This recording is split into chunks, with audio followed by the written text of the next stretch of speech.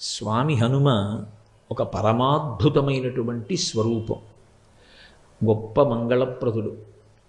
ఆయన ఎక్కడ చెప్పుకున్నా నేను ఈశ్వరుడను అని కానీ, నన్ను పూజించండి అని కానీ, నేను మీకు ఇటువంటి సౌఖ్యాన్ని కటాక్షిస్తాను అని కానీ ఎక్కడా చెప్పరు.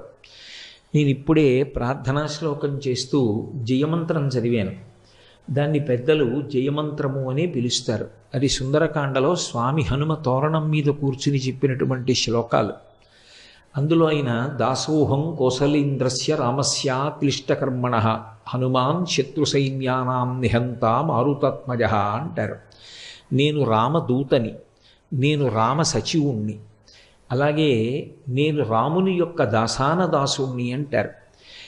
ఆయన అంత కష్టపడి 100 యోజనముల సముద్రాన్ని దాటి ఈవలి ఒడ్డునకు వచ్చి కాంచనలంకలో శిశుపా